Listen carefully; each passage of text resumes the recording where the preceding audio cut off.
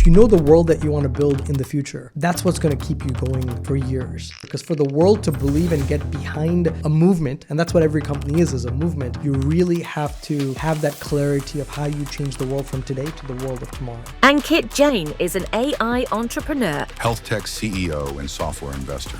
Having been both a venture capitalist in a prior life and an entrepreneur a couple of times, every entrepreneurial journey has its ups and its downs. At the base of it all, this is an interview with AI founder Ankit Jain. Make sure you click the subscribe or follow button, and I hope you enjoy the episode.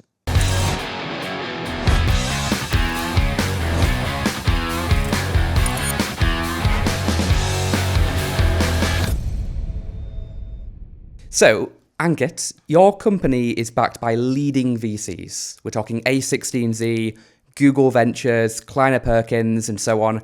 So, I speak to a lot of founders, and it's a lot of founders that watch this show, and they're trying to get investment, whether that's a pre-seed or a seed or even just a friends and family. What advice would you give to other entrepreneurs on how to raise from investors, on how to impress VCs? What would be your perspective when it comes to that side of the coin? Having been both a venture capitalist in a prior life and an entrepreneur a couple of times, at the base of it all is having passion for a problem and having a clear vision for the world that you want to build. That's important not just from a money-raising perspective, but it's important from a sales perspective. It's important from a recruiting perspective. And it's important from a personal drive perspective. If you know the world that you want to build in the future, that's what's going to keep you going for years. Every entrepreneurial journey has its ups and its downs. And when you're at the lowest of lows, it's that passion for the problem. It's that clear vision for what you want the future to be that keeps you going. Where do you think that vision comes from? Because some people, it's kind of obvious, they've worked in a space for a long time, they see a problem, they figure out because of some shift in technology or something else, there is now a solution which can be offered. And then other people, they just don't come up with the ideas, they just don't have the vision, they don't have what it takes to come up with that high level view and inspire people, whether that's customers, investors, employees, to join them on that journey. But do you think that vision piece can be manufactured, or is it something more innate? What's your view on that? I think every founder story is different. I've as I mentioned, I was previously a VC. Since we started Infinitus, I've probably invested in 75 companies, and every founder's journey is very unique. For me, the inspiration came from my wife. I'd started Google's AI venture fund, Gradient Ventures, and I was helping run it. And one night I brought home a demo of something called Google Duplex, where you could say, "Hey Google, make me a reservation at a spa, salon, etc." I remember this. In 2018 after Google I/O, and I was just gaga about it. Yeah. I was talking about the speech to text, the NLP. We weren't talking about LLMs too loudly yet. It was NLP still, and the speech synthesis and how quickly that was happening. And I showed it to my wife, and she said, "Wow, that's cool technology, but it's so Silicon Valley. It's cool technology solving a 1% problem. I wish someone would do this for healthcare." And I'd never worked in healthcare. I'd invested in a few healthcare companies, but I started digging in and I realized the problem that existed in healthcare, that the way data exchanged hands is over phone calls. The fact that a patient who's going through a real terrible time in their life. Let's say someone was just given a cancer diagnosis and they went to their first infusion and they're feeling nauseous, because that's pretty normal after you get your infusions. No one calls to check, how is it right after your infusion? Because we don't have the human capital to do that in healthcare. And the more I dug in, and this is not just a moment in time, but it's been part of our journey at Infinitus. The more we dig in, the more we realize the power of our mission, the power of having a future where human agents and AI agents kind of work together. But that's been our story. The first startup I did, Quetra, we started it because I thought there was a cool technology breakthrough, and I didn't have a vision for the future. I just thought, hey, we can improve the mobile landscape if we can use the data available on a mobile device. But it wasn't a problem that I was inspired by. It was a technology that I wanted to bring to market. And then, we spent a couple of years looking for the right market and ended up finding a small niche on the backs of which we ended up having the company acquired. But it's a very different journey. Yeah. Yeah. You've referenced your angel investing and your previous work as a VC. So when you're on that side of the table and you're looking at founders, you're looking at decks, you're hearing pitches, what are you looking for, like when you're deciding to invest in a startup? I think it's very different as a VC versus as an angel investor. Sure. The economics are different, the stakes are different, and so let me talk about both of them. When I was a VC, you want to make investments in companies that you believe will define categories that will win entire markets. As an angel, you want to do something similar as well, but you are often getting involved very early. There's no data points. Really, the only data point is the person themselves and their passion for the area. And so I find myself investing in friends and friends of friends when it comes to angel investing, often without regard to the market they're going after. It's because I'm investing in the person rather than the product or the company.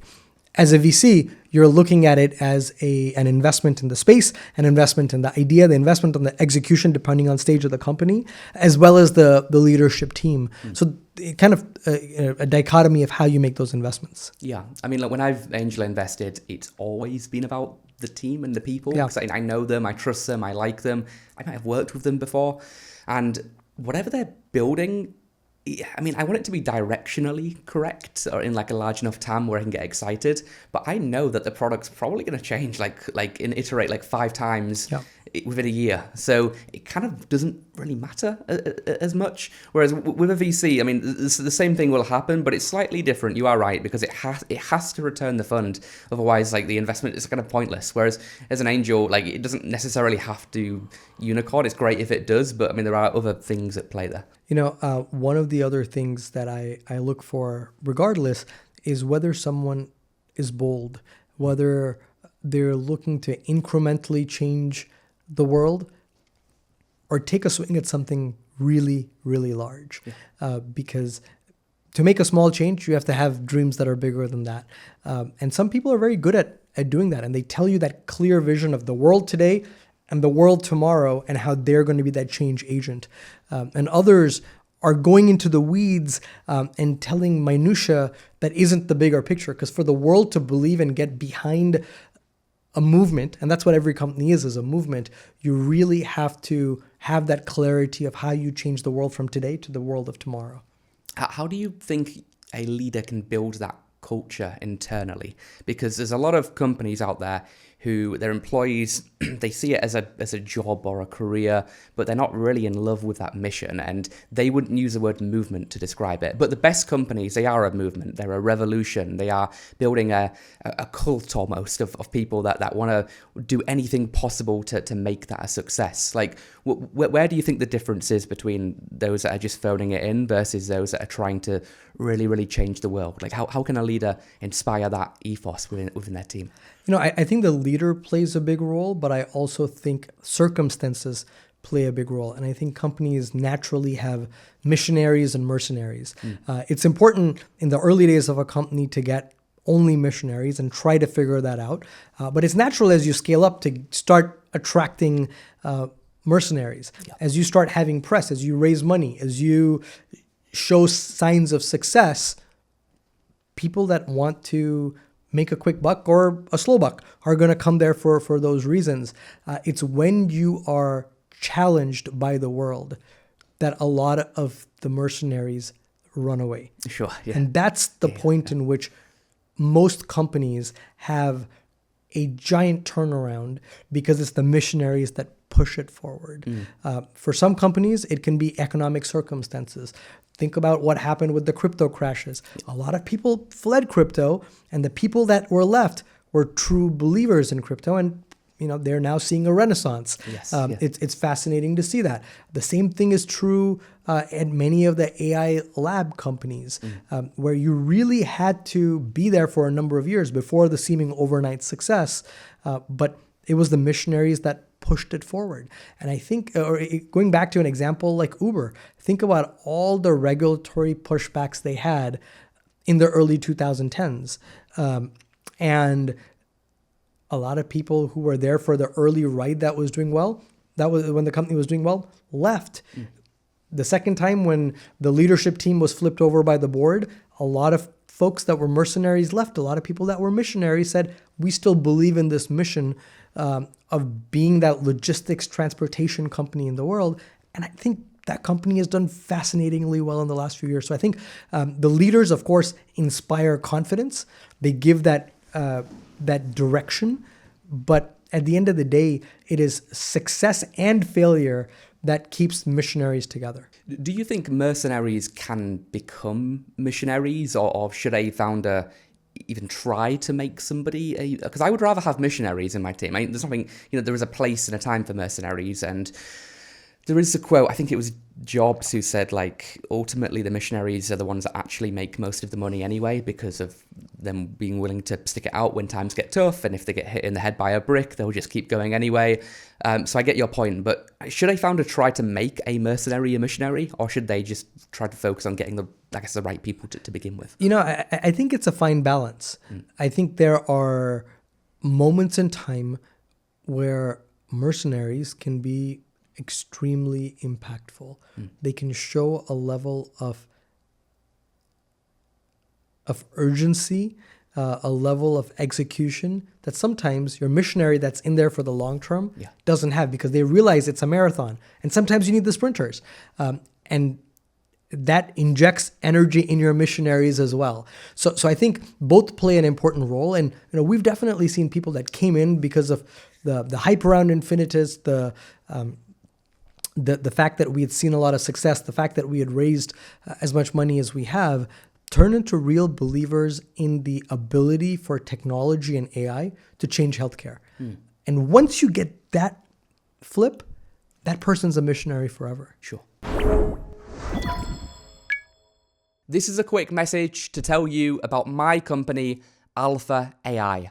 We built Lisa, the world's first AI recruiter, who finds candidates for you on autopilot. Visit welovealpha.com now to learn how it works, or click the link below in the description. And now, back to the episode. Let's talk about that mission a little bit. So you're using AI and agents to transform healthcare and get rid of the slowness and the broken processes and the manual admin, and just turn it into a frictionless, streamlined experience. Why AI in health? I mean, you talked earlier and you shared a really good example, but what specifically about that domain are you excited about? Like, how do you think AI and agents are going to transform healthcare over the next, let's say, 5 or 10 years? Yeah. So I was a novice to healthcare when we started Infinitus in 2019. And I broke everything down into mnemonics. And one of my mnemonics was the 5 Ps of healthcare. The patients, providers or doctors, pharmacies, pharma or the life sciences manufacturers, and the payers or insurance companies. And over the last 15 or 20 years, the technology for each of those 5 Ps has improved. When I need to go to see a doctor, I can make a reservation or an appointment through an app or a website. That wasn't there 20 years ago. The doctor has an electronic health records system.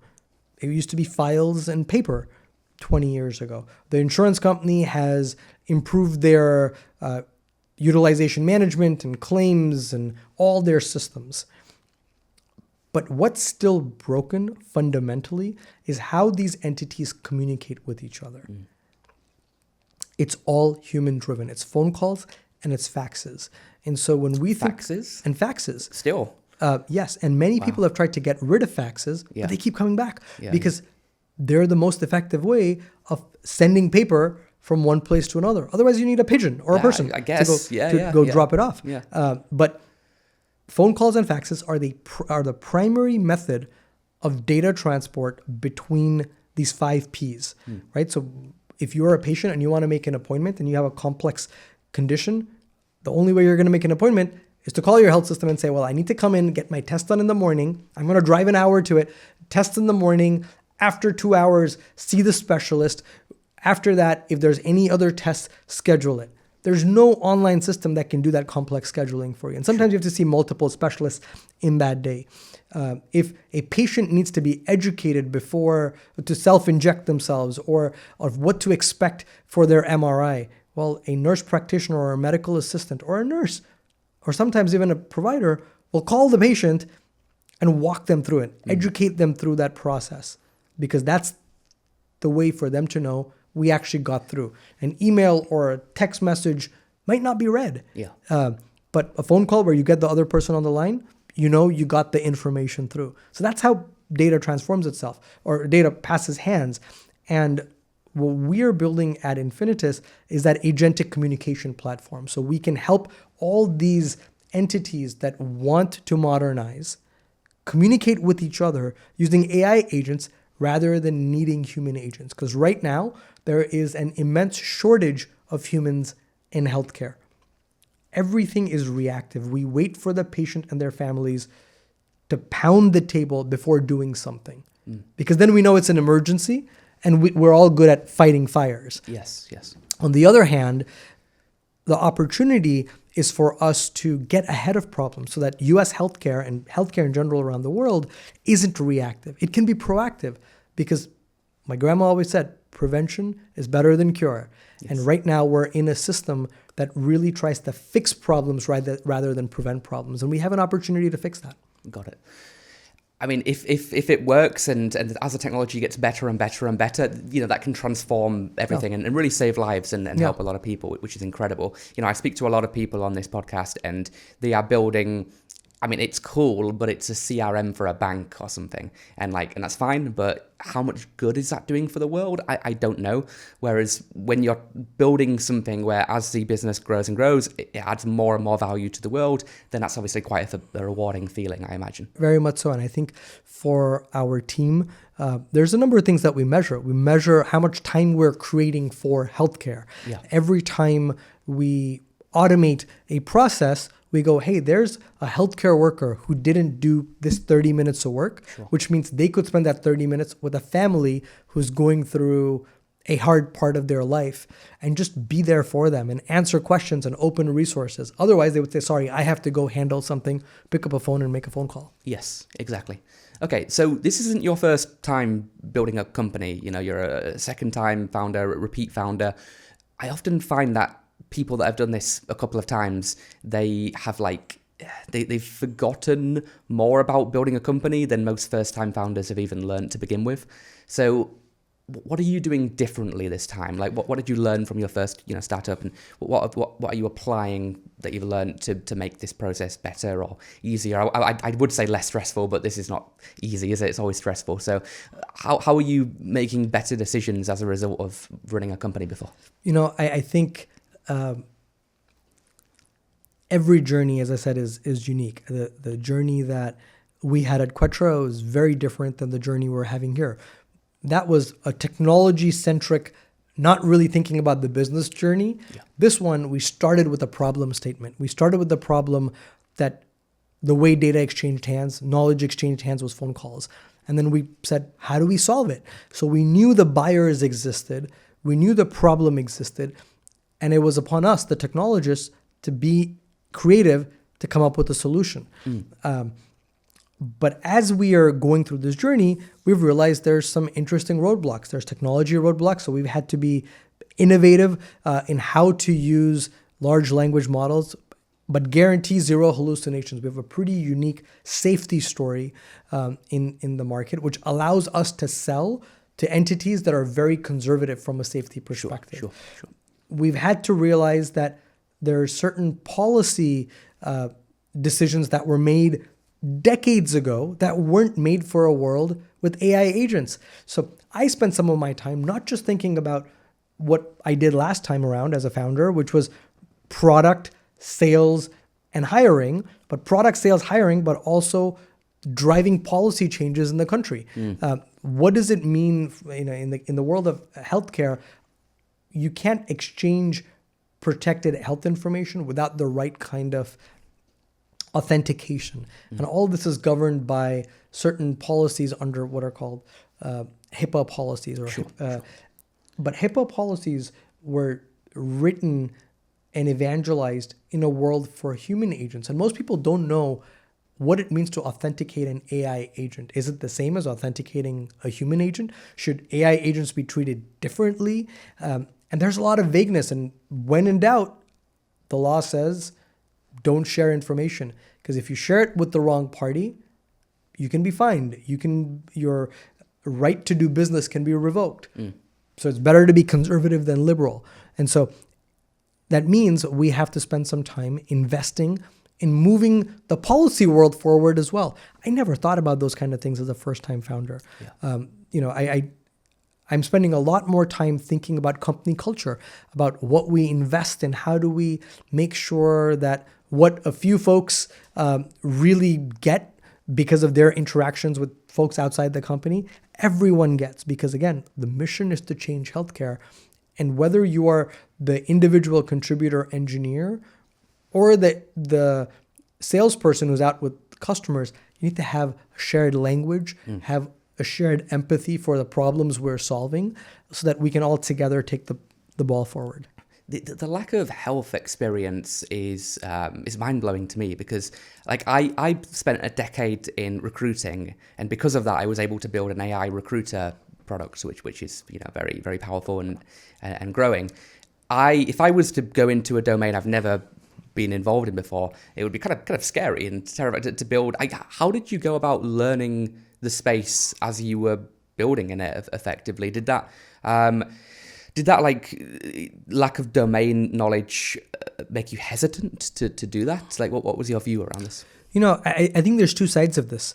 The first side is that the lack of domain knowledge probably gave me a level of naivete that allowed me to say, let's go change healthcare. And we kind of did things by asking the first principle, why is it done this way question, which I think a lot of folks that within healthcare would never have thought of doing. Like, why would someone talk to a machine all day long? But they do. Yes. And the folks that were within healthcare questioned that for a long time. On the other hand, I'm eternally grateful for probably a group of 20 or 25 individuals that for the first few years were just on my speed dial list. Many of my early investors, my mentors, and actually some of our first hires that came with a lot of detailed healthcare experience, and my wife, where I could just ask really simple questions. And I was like, listen, I understand this might be second nature to you, but I want you to break this down for me so I can internalize it. And the advent of large language models has been an absolute game changer, right? I think Bill Gates said this best. He said, someone asked him, what did it mean for you when you became a billionaire? And he said, the thing that it unlocked for me was the fact that I could pay a bunch of people to go learn something and come teach it to me. But with large language models, we now all have that. That's true. We don't need to be billionaires to have a basic understanding of anything if we just seek it out. And I think that's been really powerful. I'd still like to be a billionaire, but I agree that everybody is from a knowledge perspective now. Yeah. Okay. You previously worked at Google where you were investing in other AI startups. You talked about this and setting up the fund for them. What's your, I guess, AGI timeline? It's only that's a question that can only be asked here in San Francisco. But look, you've lived and breathed this space more than 99.9% of the world. So when do you think this is really going to happen? And the AGI term, I appreciate, is it's hard to define what that actually means. And now we're talking super intelligence or whatever. But when do you think we'll have a universally agreed upon definition of AGI, which most people would put their hands up and say, we now have this? Well, so before this, I asked both ChatGPT and Gemini how they define AGI. Okay. ChatGPT says, well, what we have today, like me, is narrow AI, where we can do specific tasks. And in order to be AGI, we have to be able to learn in one domain and translate that into another domain the way humans do, or even superhumans would do, the ability to self-learn and to adapt to different situations. And Gemini said something similar. And they said that the timelines vary from 10 to 80 years, depending on who you ask. And to me, I don't think the timeline really matters. The reality is that this technology is getting better every single day. We have to adapt to it every single day. The fact that for the first couple of years of my older kid's life, I used to come up with stories every night. We still try to do that, but now we infuse creativity and visuals that LLMs can create, right? Yes, The latest version of Gemini with nano bananas in there can generate images and creativity in a way that wasn't possible before. That's us adapting at home to inject AI in a way that wasn't possible. I think it enriches all of us, and we have to adapt to it. So I think that the timeline to AGI is not as important as what we should do every single day, every single week to enrich our lives and make it so that every day is better than the previous one. Yes. I love the Gemini storybook, Gem. I'm not sure if you've played around with that yet. So I have a 2-month-old and a 2-year-old. The 2-month-old is too young to understand what's happening, but the 2-year-old, the ability for him to tell me what he wants to visualize and see, it creates a story. Nano Banana creates the images. Yep. I mean, and it reads it out loud. It's fascinating. How is that not AGI? I mean, it seems like it's already here. It's just not evenly distributed. My 4-year-old story last night. So she's a big Frozen fan. Okay. And she said, I want to imagine myself going for a date with Anna and Elsa in Arendelle. And of course, we took a selfie of her, uploaded it, and it created the storybook of Raina's Frozen adventure in Arendelle. And it was fascinating. Yeah. And she went to sleep just thinking about that. I think that it's phenomenal. So if you're an illustrator or somebody who writes books, I mean, there are a million ways to spin this, but that is going to replace a lot of jobs for these people.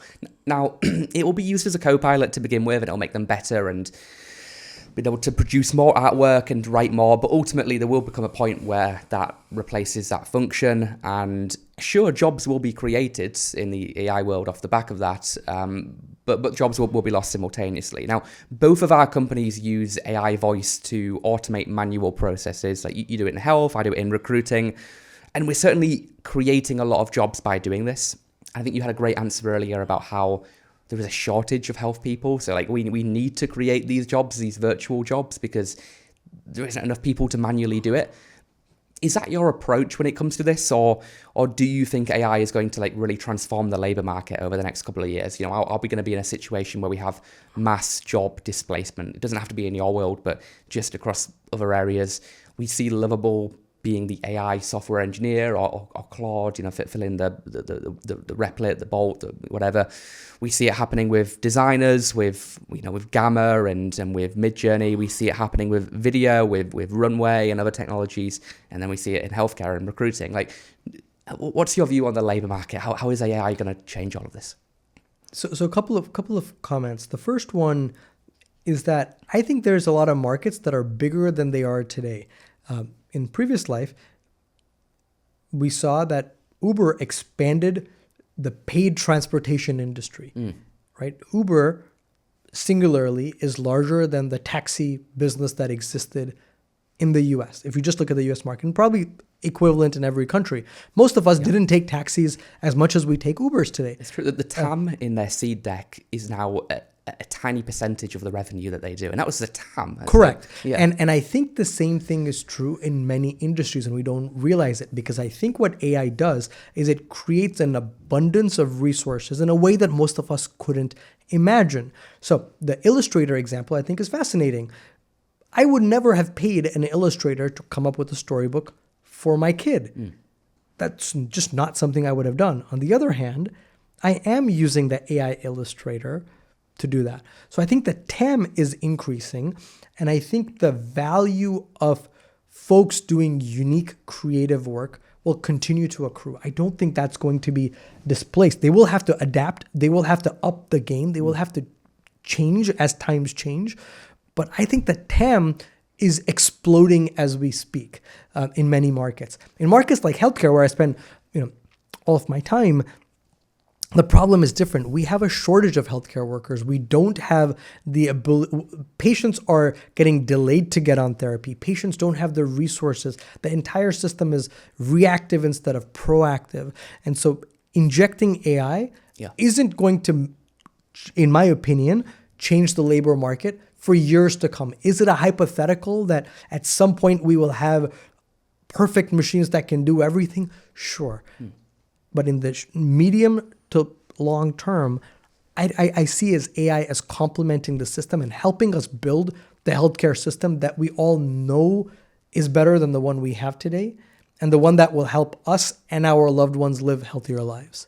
Cool. That's a great way to end it. I can't really top it after there. So if people have enjoyed this and they want to learn more about you or the website, where should they go? What's the one place you should direct them? So I share a lot of my thoughts on AI and healthcare on LinkedIn, and a lot of information about my company Infinitus is at infinitus.ai. Amazing. Cool. Ankit, thank you. Thanks for having me. Awesome. Thank you so much for watching. Hit follow, hit subscribe if you haven't done so already, and I'll see you in the next episode. Introducing Lisa, the world's first AI-powered recruiter.